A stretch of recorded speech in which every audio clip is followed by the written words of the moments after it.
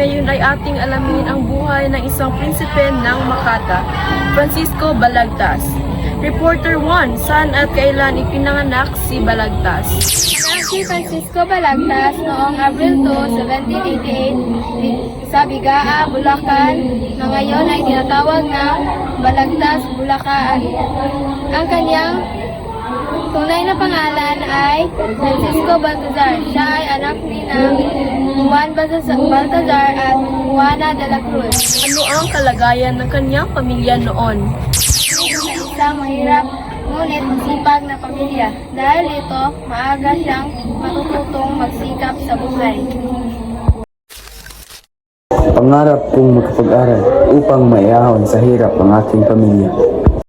Salamat po sa iyong suporta, Ina. Paano nakasa ang talento ni Balagtas? Pumunta siya sa Manila at nag-aral sa Colegio de San Jose. Doon ay nalalo niya ang kanyang talento sa pagsusulat ng tula at awit. Ano ang naging epekto ng kanyang pag-aaral sa kanyang buhay? Sa kanyang edukasyon, mas naging mahusay siya sa politikan at nakilala rin bilang magaling na makata. Francisco, napag-ausay niyo mga tula. Magpatuloy mo ito. Maraming salamat po. Gagawin ko ang lahat upang mapagbuti pa ang aking kakayahan. Reporter 3, ano ang isa sa pinakamahalagang pangyayari sa kanyang buhay pag-ibig? Nagmahal si Balagtas kay Maria Asuncion Rivera o Celia, ngunit nagkaroon siya ng karibal na si Mariano Capule. Celia, ikaw ang inspirasyon ng aking mga tula. Hindi kita ayaw mapasa kanya.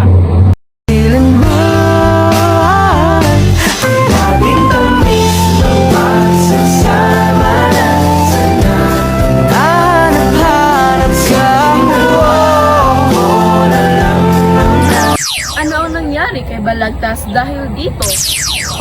Dahil sa inggit at maling paratang, siya ay nakulong. Habang nasa kulungan, isinulat niya ang kanyang pinakatanyag na akda na Florante at Laura. Si Francisco Balagtas ay nakulong noong 1835 sa Bataan dahil sa maling paratang na may kaugnayan sa kanyang karibal sa pag-ibig.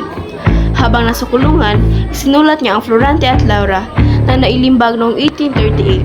Ang akda ay sumailalim sa kanyang karanasan at kawalan ng katarungan at pagdurusa.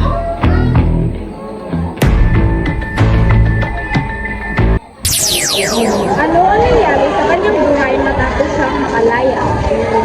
Matapos makalaya, nagpakasal siya kay Juan Tembreng sa Undong, Bataan. Nagkaroon sila ng 11 anak kabilang sina Juan, Francisca, Isabel at Balbomerong Baltazar. Nagkaroon ba siya ng mga apo? Oo, nagkaroon siya ng mga apo mula sa kanyang mga anak. Bagamat hindi gaano kilala sa kasaysayan ng kanilang mga pangalan, sila ay bahagi ng kanyang pamana bilang isang dakilang makata. Pagkasama natin haharapin ang ating bagong buhay. Maraming salamat po sa iyong pagmamahal at suporta.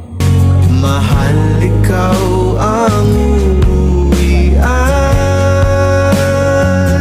At kung umabot man sa dulo at tatanda na tayo, ikaw pa rin ang uuwian.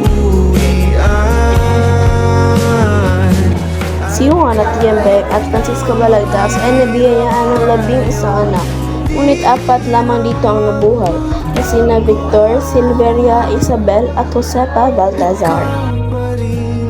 Umano si Francisco Balagtas noong Pebrero 1862 sa edad na 73. Ngunit ang kanyang mga akda, lalo na ang Florante at Laura, ay patuloy na pinag-aaralan ng mga paaralan. Ano ang aral na makukuha natin kay Francisco Balagtas na sa kabila ng kahirapan at pagsubok, maaaring magtagumpay sa pamamagitan ng sipag, talento at tiyaga? Sa aking buhay ay naranasan ko ang hirap, paninira at pagkabilanggo. Ngunit sa pamamagitan ng aking panulat ay naipahayag ko ang sakit at pag-asa ng aking puso.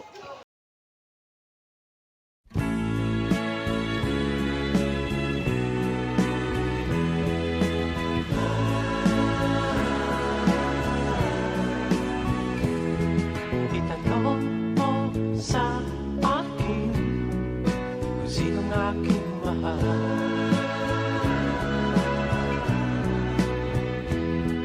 Itanong mo sa akin, sagot ko'y di magtatanda.